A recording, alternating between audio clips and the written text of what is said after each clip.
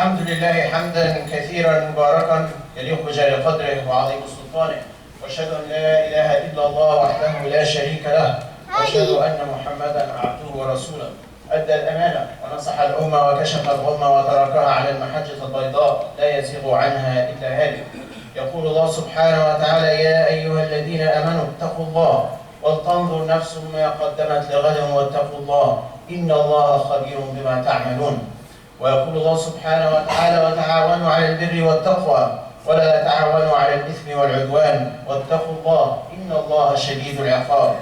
ويقول الله سبحانه وتعالى: يا أيها الناس اعبدوا ربكم الذي خلقكم والذين من قبلكم لعلكم تتقون.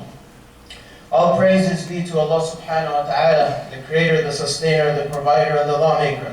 And I bear witness that indeed He has revealed the Quran upon His last messenger, Muhammad, peace and blessings be upon him and all of those who follow him until the day of judgment. Allah subhanahu wa ta'ala in the Quran commands us to have taqwa, to reach this state of purity where we are God conscious about Allah subhanahu wa ta'ala. We recognize Allah subhanahu wa ta'ala in everything we do. Wattaqullah, and indeed be God conscious. Indeed Allah is all-knowing with what you do. And in the same ayah He says, and be prepared for a day, for a tomorrow, when we leave this life, when we depart this life. Allah subhanahu wa ta'ala also commands us to cooperate on piety, on taqwa and righteousness, and not to cooperate on transgression or evil. And in Surah Al-Baqarah, Allah subhanahu wa ta'ala addresses all of mankind, believers and disbelievers, commanding mankind to worship Allah subhanahu wa ta'ala as a means to achieve the state of taqwa. Indeed, it is a blessing from Allah subhanahu wa ta'ala to be guided, to be Muslimin. It is a blessing from Allah subhanahu wa ta'ala to be granted with the Quran. It is a blessing from Allah subhanahu wa ta'ala to be granted with the month of Ramadan in which the Quran was revealed. It is a blessing from Allah subhanahu wa ta'ala to have granted us the Yawm al-Jum'ah, the day of Friday, the day which has an hour where Allah subhanahu wa ta'ala accepts the dua of the believer.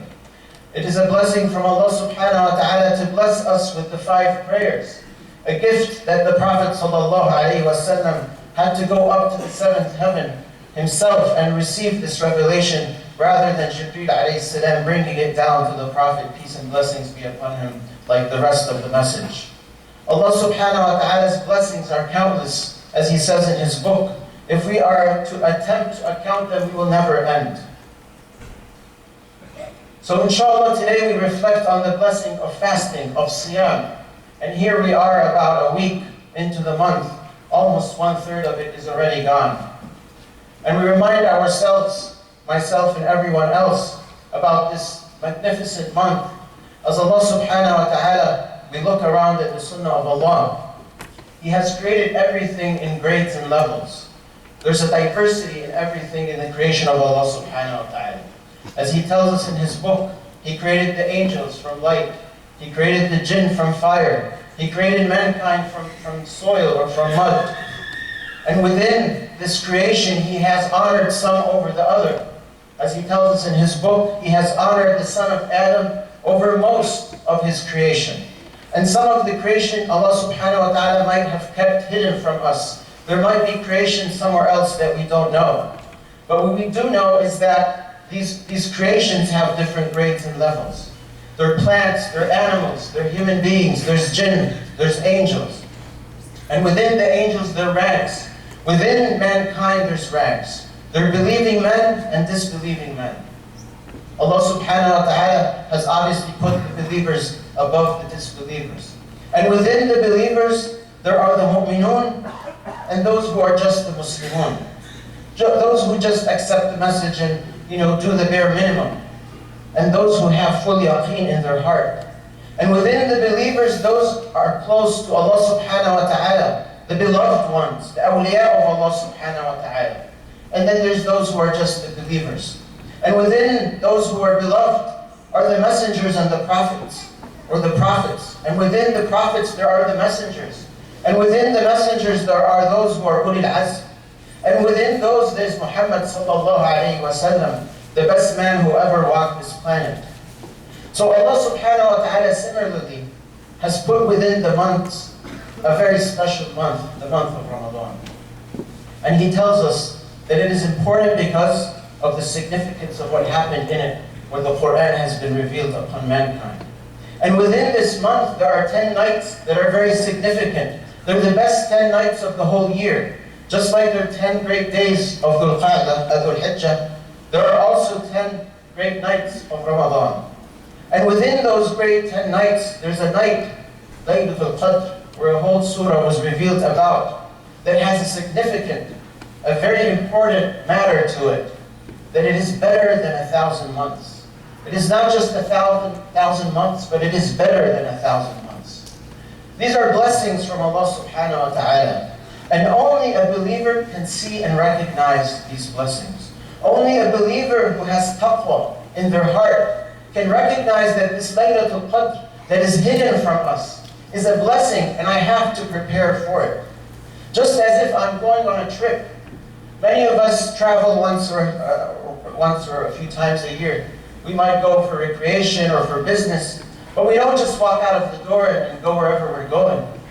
We sit down, we prepare our trip, we purchase tickets, we plan an itinerary, we pack a bag, we make sure whatever we're packing is what we really need. So we don't overtake stuff and it's heavy, or we miss something and then when we get to our destination we find that we don't find or have what we need.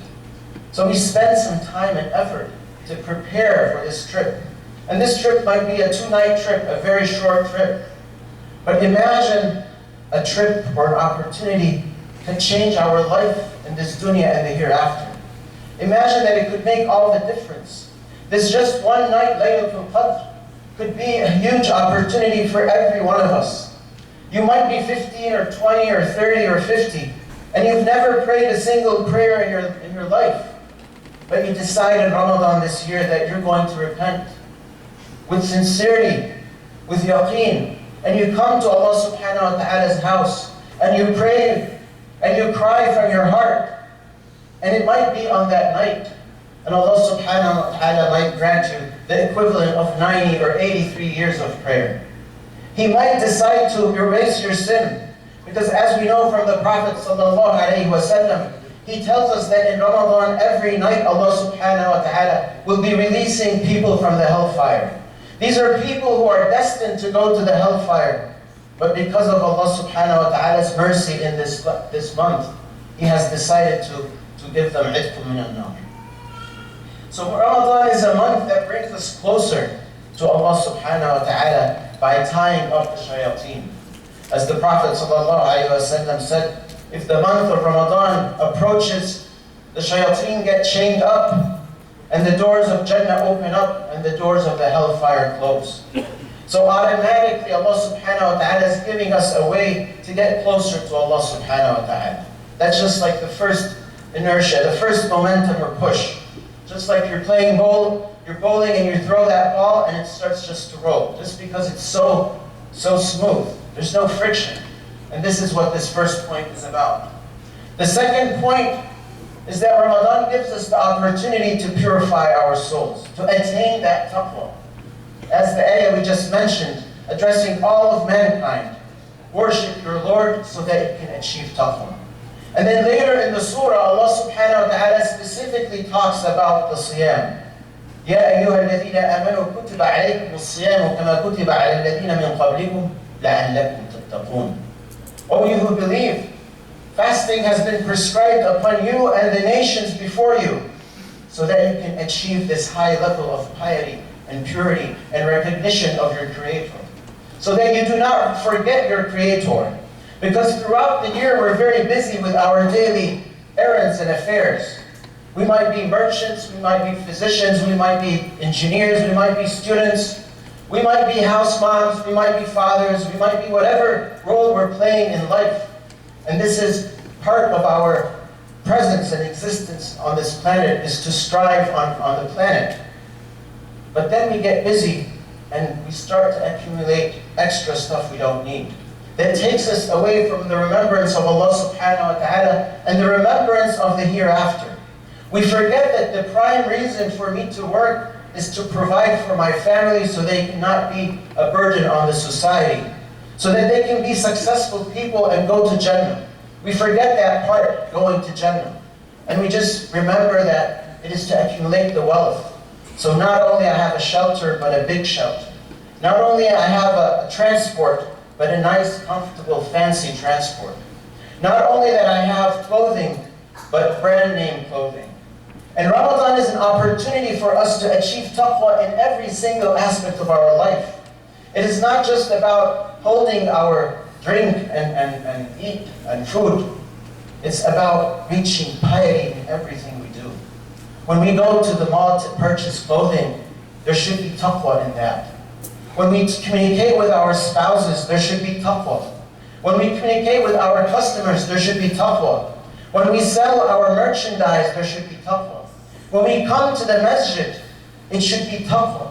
It should be for the sake of Allah subhanahu wa ta'ala to pray, to put our forehead in His house, to remember the Prophet sallallahu alaihi wasallam when he used to gather his companions and pray in congregation. It is to meet our brothers and sisters. It is to build a community.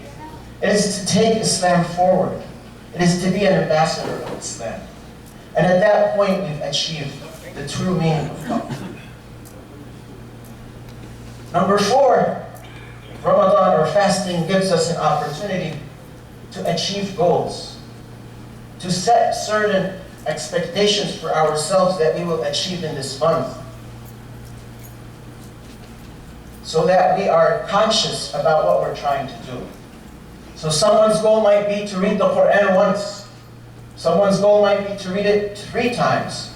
Someone's goal might be to pray all the Taraweeh and come later and pray Tahajjud. But again, as in some of the previous khutbahs, one of our khatibs was mentioning, this is the mindset or the attitude of receiving Ramadan, of preparing for Ramadan.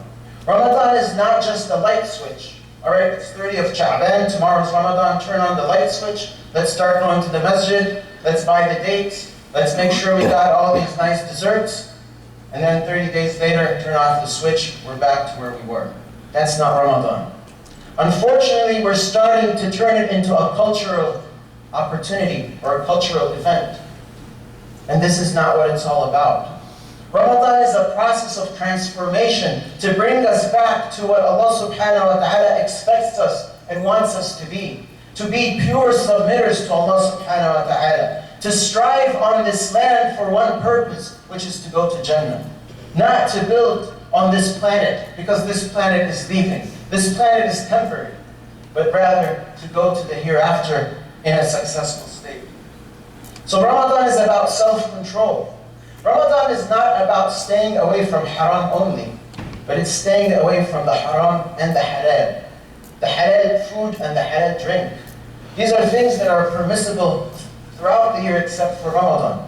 But Allah subhanahu wa ta'ala is taking up a level beyond our typical threshold and saying, in order to achieve this taqwa, you have to refrain from things that are halal, from food and drink, an intimate relationship with your spouses. These are things that Allah subhanahu wa ta'ala has made it halal, and as a matter of fact, we would even get rewards for it when we do it other times, as the Prophet ﷺ mentioned in a number of ahadith. But when it comes to Ramadan, this is the self-control. This is the self-control to sit back, to pull back, and focus solely on the hereafter. And the day in Ramadan starts with a sahur, with this simple meal, as the Prophet ﷺ commanded us, تَصَحَّرُوا فَإِنَّ فِي السَّحُورِ بَرَكَةً. Have suhoor, for indeed in this meal there is barakah. Regardless, whatever you're able to eat, even if it's one date or a sip of water, Allah subhanahu wa ta'ala puts barakah, puts blessings into this little sip of water. And this little sip of water is what's going to give you the patience and the ability to continue throughout the day with the proper intention. In a hadith narrated by Anas radiallahu anhu, he said, we had suhoor with the Prophet sallallahu alayhi wa sallam, and then he finished his meal and he went up to pray before the Fajr adhan. So the Sahaba asked Anas, how long did he pray? He said, قَدْرْ خَمْسِينَ آيَةً. He recited, or the time of his prayer, those 2 rakahs, or equivalent to reciting about 50 ayahs, maybe a couple of pages from the Quran. So this was the sunnah of the Prophet sallallahu alaihi wasallam. Before Fajr, he would get up, have a light meal, have a sahur, and then he would pray and head out for the Fajr. The angels ask Allah subhanahu wa ta'ala for forgiveness for those who perform the meal of sahur. So this is how we start the day in Ramadan. And then we end the day with another meal.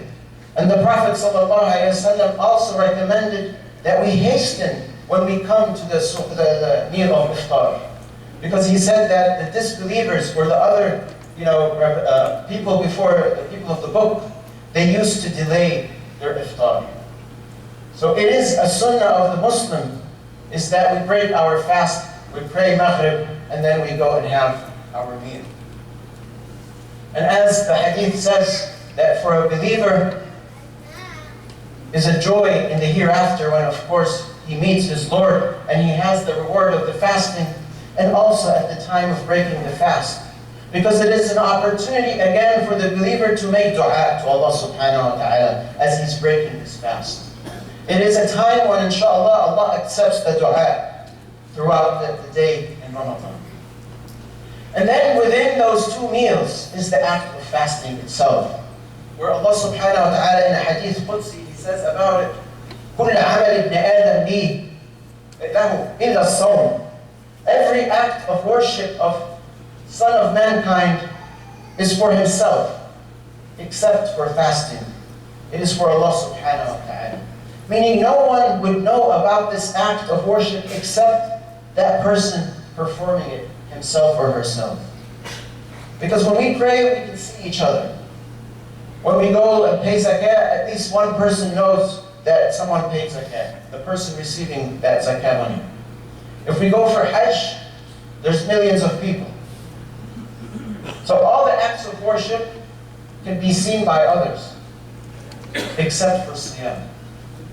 And there could be some amongst us, especially the younger generation, who think that they are fooling their parents, sneaking into the kitchen or ordering, a pizza from behind their parents, getting it delivered at home, and they gobble it real quick, and their parents thinking that they're fasting.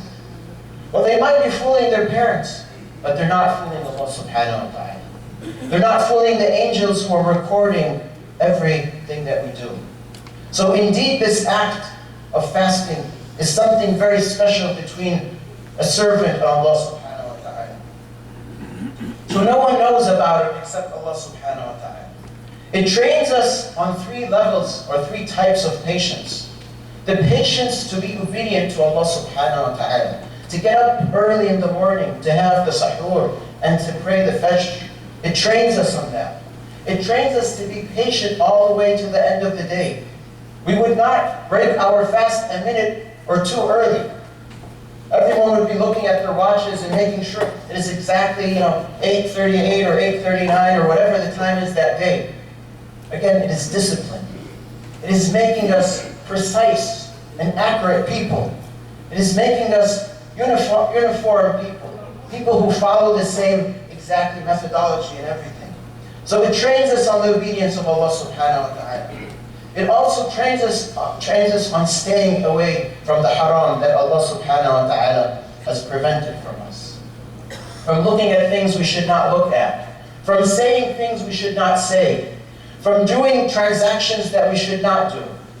So when we're fasting, this should reflect in our daily transactions, our business dealings, our finances, our relationships, and so on and so forth. And then lastly, it trains us on the patience of qadr Allah, the predestination and preordinance of Allah subhanahu wa ta'ala. So we know that we're fasting, and it might happen to be a nice, beautiful day, and the temperature is mild and it's comfortable. But then the next day it might happen to be a triple-digit hot day, very sunny, but we still have to fast. We still have to go to our jobs. We still have to study and do whatever we're doing in our lives. Life cannot stop. And so with Ramadan, we would continue our fasting. So we don't control everything. We can't control what the temperature is going to look like tomorrow. We cannot control how long the day is or how short it is in the summer. Some of our brothers and sisters fast 22 and 23 hours a day in Iceland and Sweden. And Allah subhanahu wa ta'ala has given them the ability to do that. Because Allah subhanahu wa ta'ala says in Surah Al-Baqarah, لا يكلف الله نفسا إلا وسعها. Indeed, Allah does not burden a soul except what it can handle. لها ما كسبت وعليها ما اكتسبت. For this soul is what it can earn with ease in good deeds. And against this soul is what it could earn in very difficult process, in very difficult situation, but we take it to the hellfire. The word kasabat is to get with ease, iktasabat is to receive with difficulty. So it is really difficult for someone, for a believer to screw up in Ramadan. It is really difficult for a believer to be among the losers in Ramadan. Because the shayateen are chained up. Allah subhanahu wa ta'ala has made us a slippery path into Jannah. The doors of Jannah are wide open. The doors of hellfire are closed. The taqwa is just waiting to get into our hearts. The opportunities to do good are plentiful. And the levels of patience or the types of patience that we're getting trained on are multiple. Patience to obey Allah subhanahu wa ta'ala. Patience to stay away from His haram, what He made haram. And patience to accept His qadr, to accept His preordinance. And as such, Allah subhanahu wa ta'ala tells us in Surah Al-Zumar, إِنَّمَا يُوَفَّى الصَّابِرُونَ أَجْرُهُمْ بِغَيْرِ حِسَابٍ. And indeed, those who have patience shall be paid their full patience, their full reward, with no accountability, with no reckoning. It's not going to be a difficult process, because they went through the process of patience throughout this life. As the scholars say, fasting is half of patience. Fasting is half of patience. And patience is half of the deen. So in order to achieve the reward of our fasting, we have to be patient. It is part of the siyam. Unfortunately, many of us, or some of us, complain about Ramadan indirectly without even recognizing.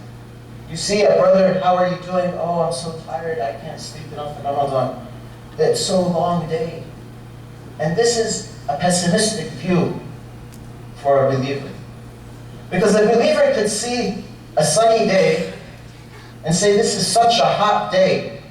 My car is so warm, the sun is out, and it's very hot. That could be one point of view. And another believer, or the same person with a different point of view, could say, MashaAllah, what a beautiful day. Allah's creation, the sun is out, giving energy to the plants and to the people, giving us light, giving us motivation to do stuff. And it's such a great day. So we can see things depending on how we want to see it. But whatever Allah subhanahu wa ta'ala ordains upon us is good, because Allah is good. Whatever Allah subhanahu wa ta'ala puts in our way is good. We might perceive it otherwise, but at the end there is goodness in it. And it is the task of the believer to see that goodness. And only those who have taqwa will accept that as a state of goodness. So when Ramadan comes, it is a blessing that it is a long day, because that gives us an opportunity to work harder in our jobs, harder for our hereafter. We can work in our jobs till 5 or 6, and then take an hour and read Quran for 2 hours until Maghrib time, have our iftar, maybe take a short nap, and then go pray Isha and Tahajjud until midnight, get another portion of sleep, get up early, pray more Qiyam, pray Fajr, get another little piece of sleep, and then go back to work 8, 9 o'clock. MashaAllah. A very productive day and night. Productive both for dunya and for deen. But only a believer can see it this way. A believer who's strong in his taqwa or her taqwa. But a believer who's shaky, who just wants Ramadan to be a light switch. Once it's over, I want to get back to my normal ways, is going to see Ramadan as a burden. This long, long day that I got to get up early and pray. And I have to wait all the way to sunset to eat. And then I'm tired and I can't stand. And it's a long prayer. And what's wrong with this imam? He's reciting a full juz and a half. The 2 rak'ahs are taking 25 minutes or 30 minutes by themselves. What about the other 6? This is such a burden. I can't wait for this month to end. Unfortunately, sometimes we fall into that without even recognizing. أقول قولي هذا أستغفر الله لكم تستغفرونه وغفور رحيم.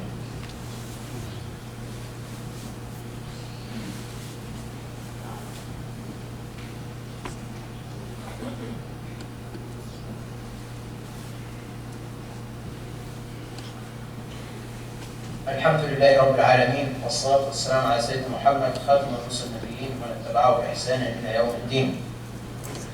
So to reiterate from the first khutbah, fasting gets us closer to Allah subhanahu wa ta'ala by putting the main enemy, our first main enemy, our aduwwul mubin, the clear enemy, away, shaitan and his soldiers.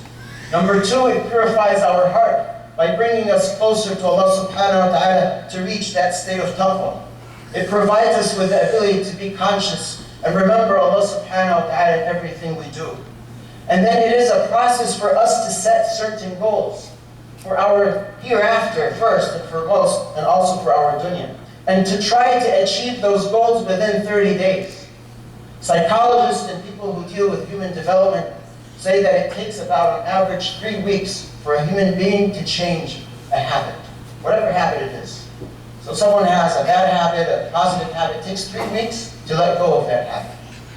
So subhanAllah is giving us 30 days to change whatever habit we want to change. And alhamdulillah, we still have about 20 some days left, inshallah. And then lastly, it is a process of self-control, not only from the haram, but also from the halal. To control myself when I'm shopping and only buy one thing that I really need instead of 4 of them. To really control myself and buy that modest car that works, that's new, that looks nice and good, and has all the features and bells and whistles, instead of that other 3 times the price car. It is a process of self-discipline. It is a process to make us precise and accurate human beings. It is a process of humility and humbleness and submission to Allah subhanahu wa ta'ala. So one way to measure ourselves, to find out are we truly benefiting from Ramadan or not, are a few things, inshallah, I'd like to share. The first is my attitude towards Ramadan. Is it a welcoming attitude? When we have guests coming over to our home that we really love and like, not necessarily the in-laws, I'm just kidding, but people that we really like. We're going to clean the house, we're We're going to make sure we go grocery shopping. Maybe in some cases we buy some furniture to replace that torn, sofa or whatever we got. We're going to make sure we're ready. Are we doing the same thing with Ramadan? Did we go and look up for our Qur'ans? Did we set some goals?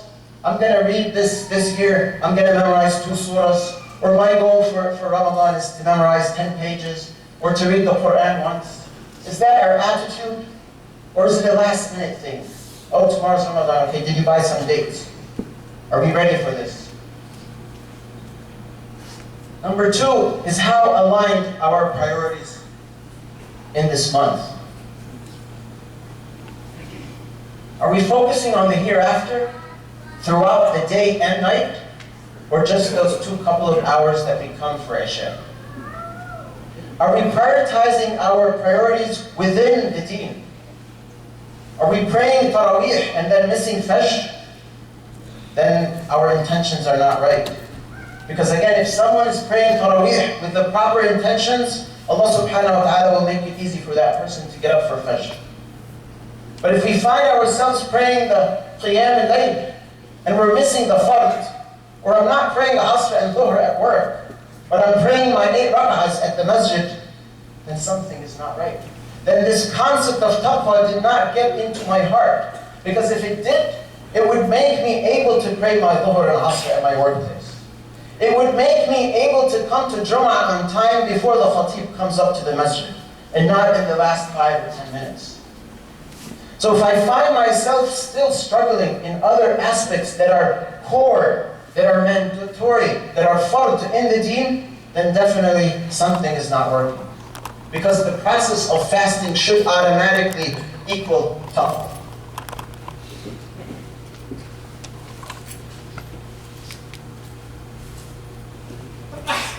How am I spending my time? Is it just like before Ramadan? Focus on work, family, and that's it? Or am I starting to consider other things? Am I starting to look deeper into how am I spending my time with my family? Is it quality time? Or just, a few hours here or there? Just driving them back and forth? What is my language with other people? Has it changed or improved? What is my patience like?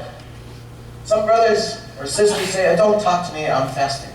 Like meaning, don't get into too much detail. Don't give me a headache because I'm fasting. I don't want to break my fast. That's, again, not the attitude of a believer. The Prophet ﷺ in Ramadan during the day would be out doing everything he would do typically throughout the year. And it is in the 10 last days that he would do i'tikaf, to completely focus on the hereafter, to completely deprioritize this dunya. But throughout the month, he would still be working. And we had one of the greatest battles of Islam was in the month of Ramadan. The believers did not say, hey, let's wait until Siyam is over, then we'll get our swords and go fight with disbelievers. No, that was not their attitude. It does not matter. As a matter of fact, it would be great if it is Ramadan because then we have more blessings. Shaitan is away and tied up. So if we actually want to do something productive in the year, it is the month of Ramadan to do it, whether it's for this dunya or for the hereafter. Because inshallah, the possibility for more blessings would be higher. So Ramadan is the month of working more, not less. It is the month of getting up early and doing everything that we've done and prioritizing our needs. It is the month when we look back our daily affairs and taking out of it the superficial stuff that we don't need. It is a process to help us make our daily processes, our daily activities more agile. To take out the waste that's not going to help us in the hereafter and focus only on the core. The core is I have to bring some fruit to the table from a halal source and benefit people and be an ambassador to Islam. Now, as the year goes on, we add spices to it that we don't really need. And that makes our baggage heavy and the burden heavy. It is a month for empowerment so that we can grow and excel in our deen. So what do? Inshallah, we set the intention first and foremost. As the Prophet ﷺ said, إِنَّمَا الْأَعْمَالُ بِالنِّيَّاتِ. Indeed, Actions are based on their intentions. So we all renew our intentions every morning. Oh Allah, we will fast.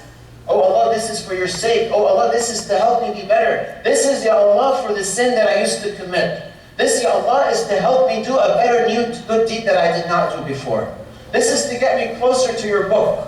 But this intention has to be in our heart, something we're cognizant of, something we pay attention to. Not just go with the flow. It's Friday, everyone is going to the masjid, so let me put on my thawb and go to the masjid.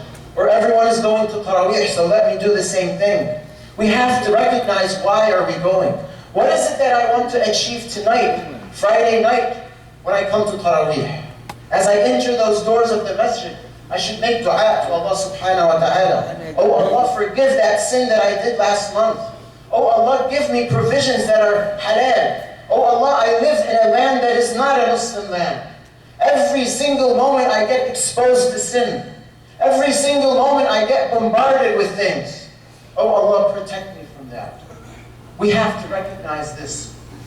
Number 2 is to have iman wa ihtisab in our fasting. Is to welcome the day.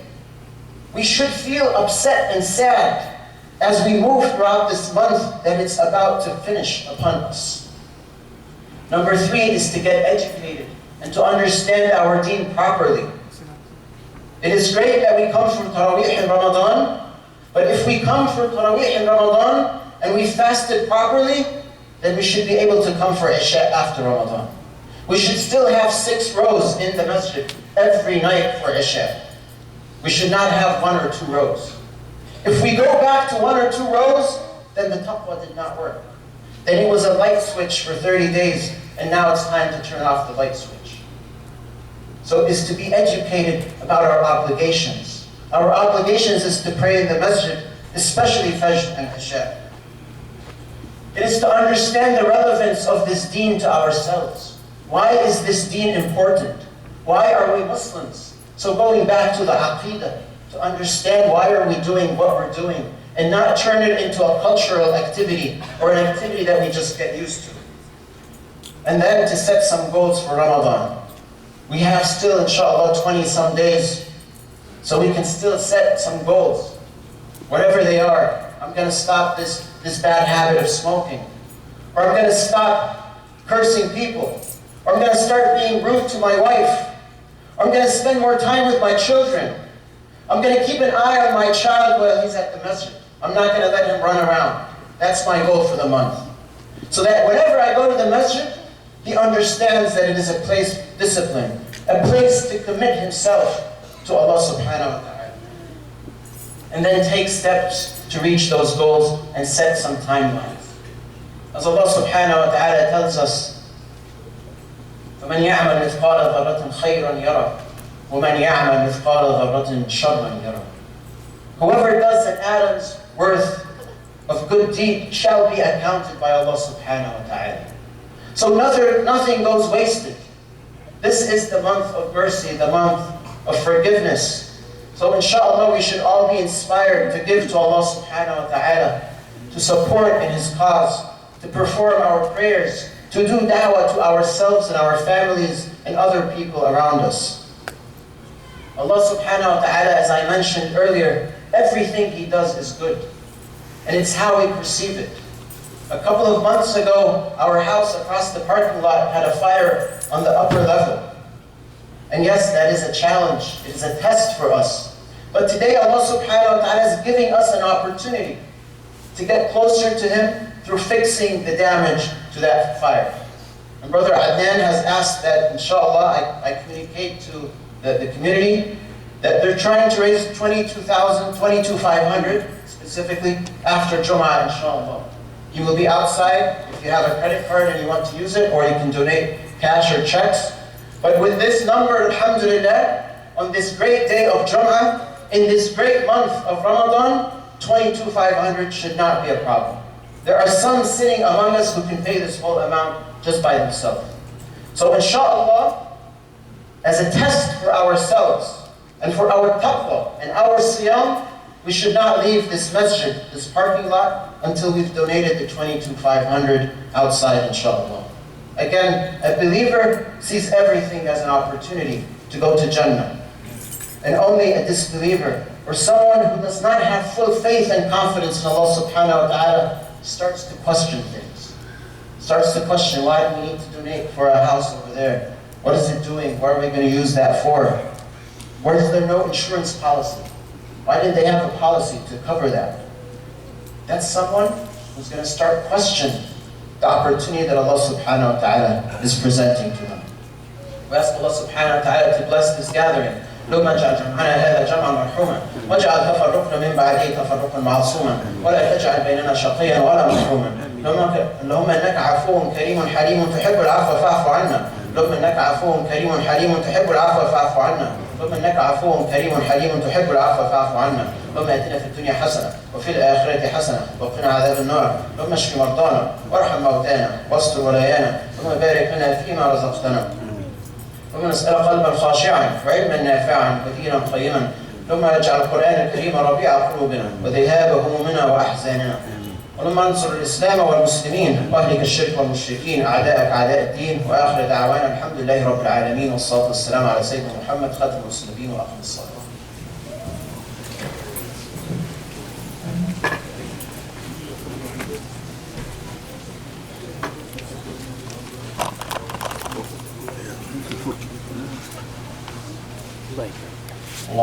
Stop recording. Stop.